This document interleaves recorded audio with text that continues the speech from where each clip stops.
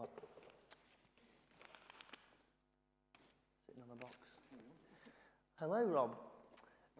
Briefly, just momentarily, for people who may or may not know who you are, briefly introduce yourself. So people know you're called Rob. I've helped you out there. Yeah, I'm Rob. I'm married to Sue.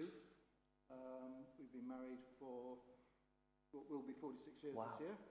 That is good. So you can tell from that I'm very old. Or you got married very, very, very young. Hey. Yeah, no, I'm very old. So we've got two children, Rachel and Robert. Rachel passed away in 2012, and Robert's now 31. Wow. Yeah. It's a big part of your testimony, and so we'll hear a little bit more about that later, but I have one slightly less intense question just to introduce us to you a slightly bit more. I haven't prepped you for this one, don't worry, it's not stressful. If you had the perfect Saturday, what would it be in 2 short sentences? What would you be doing? I would be playing golf with my wife. Nice. I knew that was the answer. I just was prying it out. That's great. So, you consider yourself a Christian now. Tell us a bit about where you were before that point. What did your life look like? Well, Rachel was severely disabled, so that limited us to what we could do, really.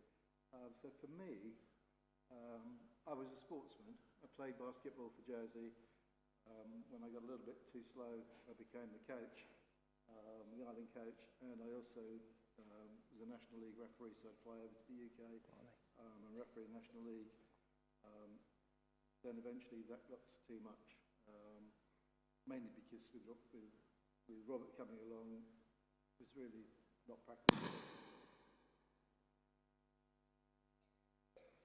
It was really. Oh, hello. There we are. We're in the room. For me to fly away for a weekend because of Rachel's disabilities, Sue needed some support. So for me, when I was playing sports, when I was playing basketball, Sunday mornings we would train. Sue would go to church. Sue used to go to Six Rose Chapel and then Bethlehem, and after Six Rose closed down, and she went there for about 50 plus years. She'd take Rachel and Robert with her. So going to play sports on a Sunday morning meant there was no impact on family time. Well, that was my excuse.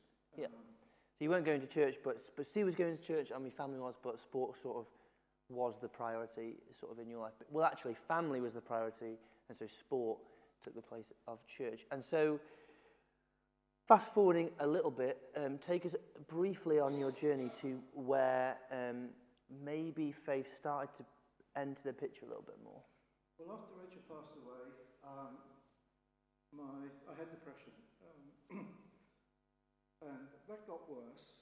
But being a macho man, I didn't go to the doctor because I felt all the doctor would do was treat symptoms, and he couldn't cure the cause of the depression. So it was pointless. So I would just go on my own and try and cope with it. I used to write poetry,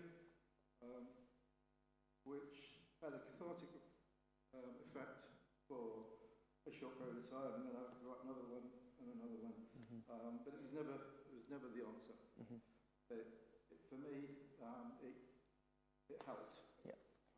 And you've said to me in the past that sort of dealing with the sort of loss of Rachel and writing the poetry, other people were sort of positively impacted by the art of your poetry. So I wonder if you could share a short poem with us this evening. As you know, you've yeah, sure. I mean, I used to publish poems on social media when I wrote them, and people would come up to me and say, "Put them in a book, Rob.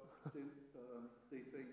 Or it impacts us. We feel that you're saying things that we feel, and I now read every year at a charity service called Philip's Footprints, which is for baby loss, and they ask me to come along every year and I read.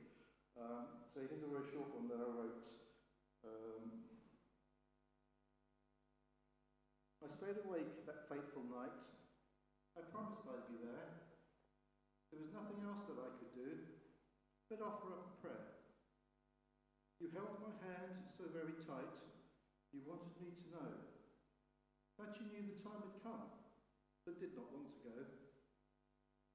My love for you will never die, nor will my memory fade, of happy times and joy-filled days and music that you made.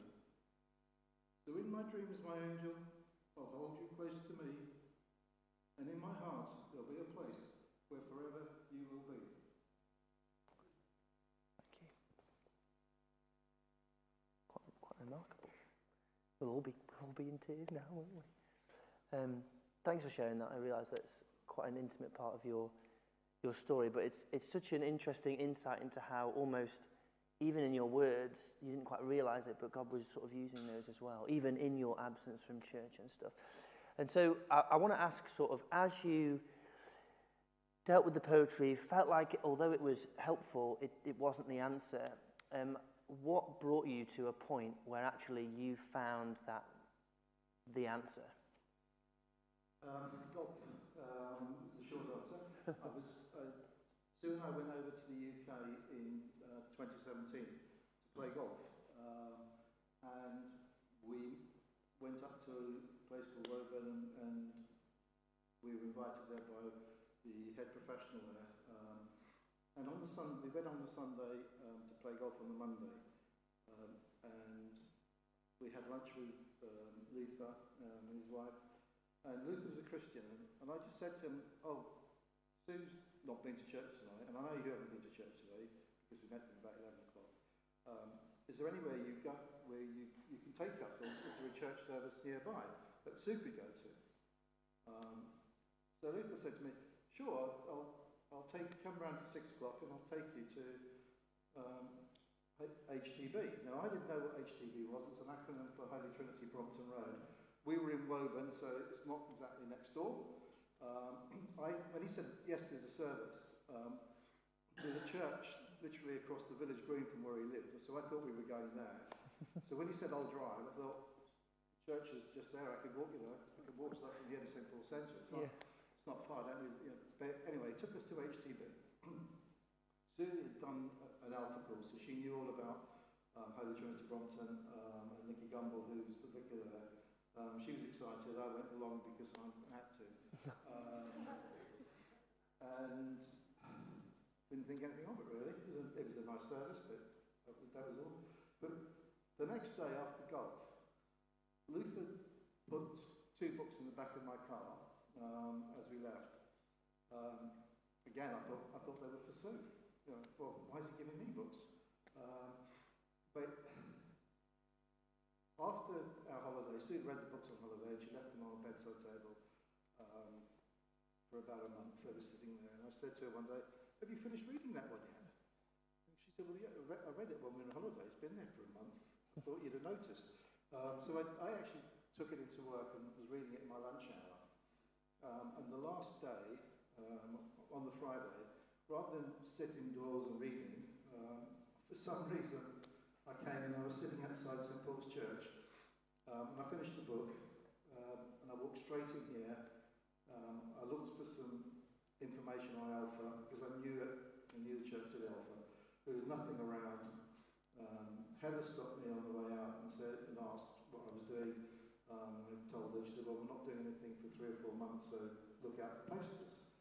So I walked out, went back to the office and thought, I can't wait 4 months, I've got to do this now. So I rang Nick Farabee, who was the assistant minister at the time, and said, "Nick, I need to meet, I've got to do Alpha." So he put me in touch with Peter and Mickey Lewin, who I know very well anyway. And yeah, so I started doing Alpha. Now the book that I read, and basically spoke to me and said, you need to do Alpha. It was a book called The God Who Changes Lives. And yeah, so I did Alpha, but that was the day that my life changed. Amazing. So what was obviously it's fairly self-explanatory what the book The God Who Changes Lives is about, but what was it sort of about those stories that resonated with you, and And what did they contain? What was the general principle? Basically, the stories were just people's testimonies on how they came to faith. And it was just, as I say, just reading those stories. And it came to me that the answer to my problems was a very simple one. It was Jesus. Mm. You know, there was nothing else. Yep. I tried everything. I was the joker in the office. I was always smiling, basically wearing a mask, yep. just to hide that, just to hide depression and that. So I basically didn't want other people to be what I was. Yep. So that was my. Amazing. And so, for those of you who don't know, Alpha Course is just an incredible course that H.O.P.E sort of came up with, a guy called Nicky Gumbel, and it's essentially just an introduction to faith. But you kind of have an opportunity to just ask questions, don't you? There's sort of nothing's off limits. You kind of go and you explore the big questions that we all have. And actually, what's really helpful, which you've found and Sue found, and lots of people have found, that actually as we're guided through those questions and we're given the freedom to say, what is that about? And I don't think that makes sense. I'm not really sure about that. Could you tell me about that? We sort of get helped towards an understanding of what you say, that actually we all have questions, and the ultimate answer to those questions is faith in Jesus. And so that's amazing that you sort of came to that.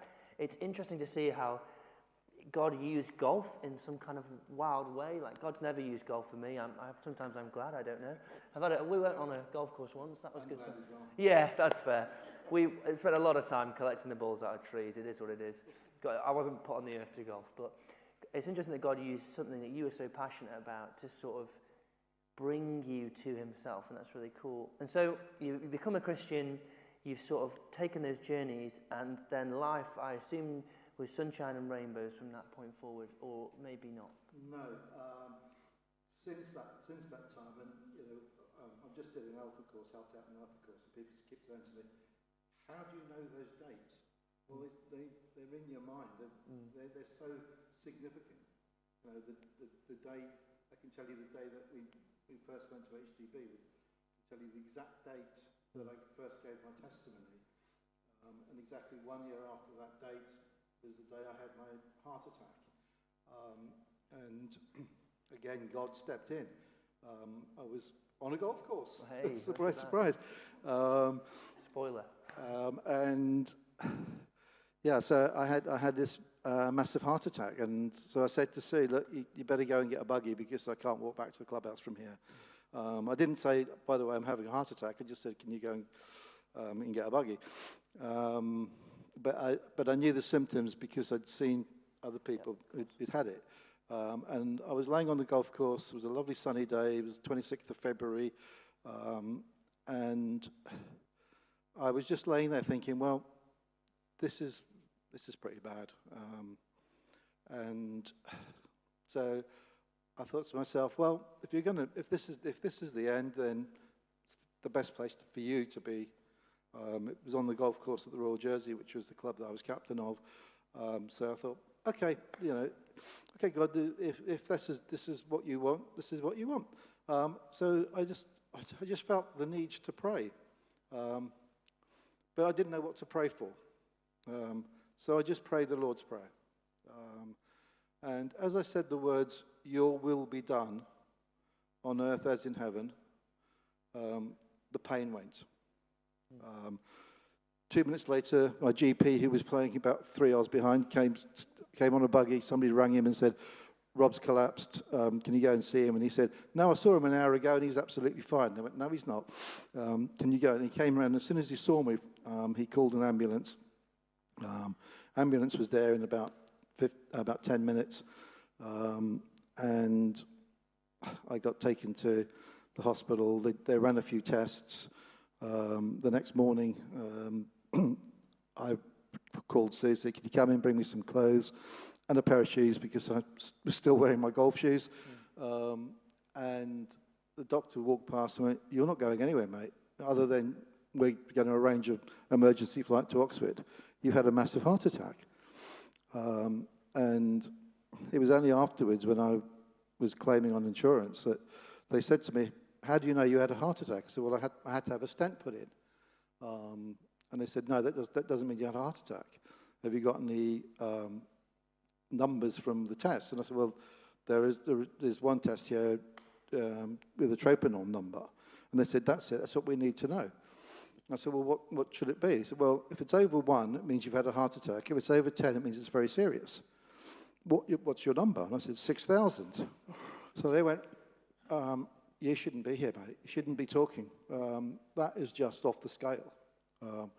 But you know, here you are. Here I am. Hey, yeah, and that's what. So God intervened in my life. It's an amazing testimony as well of we're not free from challenge and difficulty and illness when we give our lives to Jesus, but actually when we put our trust in him. And I think it's interesting that your prayer was, your will be done, not mine. And he had his will. And sometimes and rightly so, we want to pray for healing, but actually praying your will be done is such an impressive thing and really encouraging, actually. So we ask every month that the person who's coming to share gives us a Bible passage that's particularly reflects their journey, and it will sort of tie up the sort of conclusion so far of your testimony this evening. So what Bible passage is it? And if you could tell us a bit about the story behind why you chose this particular passage. Well, yeah, I didn't choose this passage. Actually, God chose it. There we go. It came on the 20th of February 2012, which was exactly 10 years after Rachel passed away. Sue and I went to London to be with our son. And I was at the darkest part of my depression. It was just really, really bad. And it was a Sunday morning. And so Sue and I went to church. And we went to, because we were in London, we went to H.O.P.E. And we were there, and they asked if anybody wanted prayer. I'd written to a few members of church here, and I knew they were praying for me, so I thought, well, I'm okay. I've got all the people in St. Paul's praying, so I'm fine. So we were standing there with the worship, and this guy came up, spoke to Nicky Gumbel, who gave him the mic, and he said, "There's a man here who is struggling. He's been struggling for months, possibly even years, and we had a word from God saying, 'Come forward.'" So I was standing at the end of a row, and I started looking around, looking for this guy. And I'm thinking, well, I hope he comes forward because I know how he feels. And I don't want him to feel that way. So we're still there, we're still worshipping, and then Nicky Gumbel got on the mic and said, "Look, we know you're here, come forward." Now, the church it's massive. I mean, it's got 1,000-odd people in each service. Most people are wearing navy blue. In fact, that day, Sue said to me, "You do realise the only other person, there's one lady here in dusky pink, everybody else is in blue, apart from you wearing bright gold." So I went, "Oh, yeah, that's me, isn't it?" So I was standing at the end of the row, and when Nicky said, "Come forward," I looked at Sue, she had tears in her eyes, and she just said, "It's you, you fool," and pushed me out the row. So at that point, I thought, I've got nowhere to go because everybody knows it's me. There's no camouflage here. So I started to walk. There was an appeal for more people for prayer because there had so many people who needed prayer that day. So Sue decided that I'm not chickening out of this one. I'm not getting away with it. So she just walked behind me and pushed me down the aisle until we got to the end. Sure enough, all the people in the prayer team were occupied. And I thought, here he is, standing here, bright gold, on his own. And then Nicky Gumbel's wife popped her head round a pillar. She came and spoke to me. And she then called Nicky down and said, "This is the guy that God told us about." So then Nicky got the other guy across and we prayed together. And yeah, so that day, I found the cure for depression. Amen. It left me. God said, that's on me. You're free.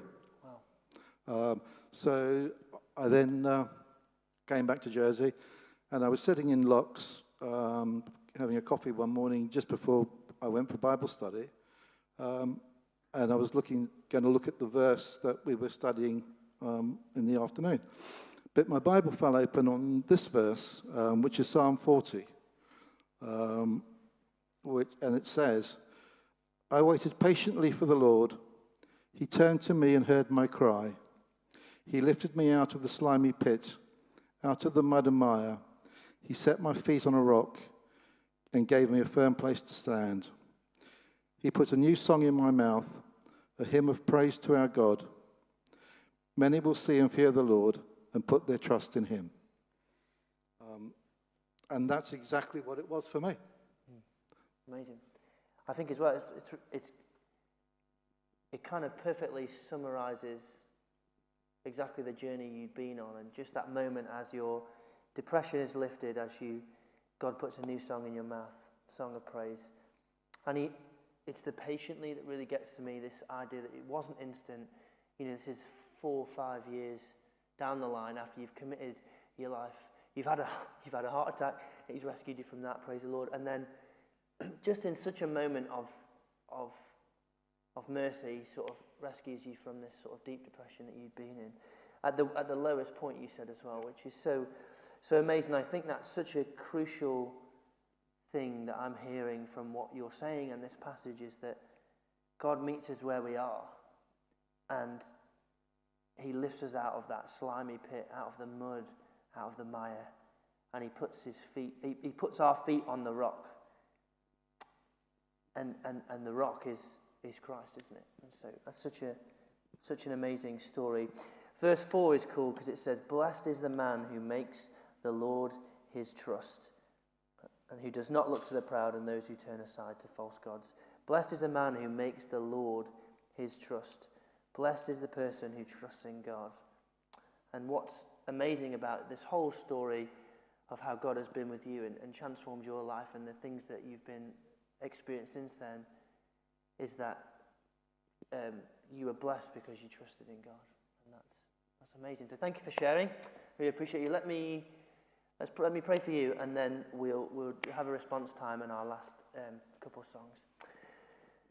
Oh, dear Lord, thank you so much for this amazing and incredible story of how you met Rob where he was, that you met him in his passion for golf, that you drew him close to you, using his passion for golf and his marriage to his wife. Thank you for bringing him to you, and thank you that you changed his life. Thank you for healing him of his heart attack. We praise you for that. Thank you for rescuing him from depression. We praise you for that.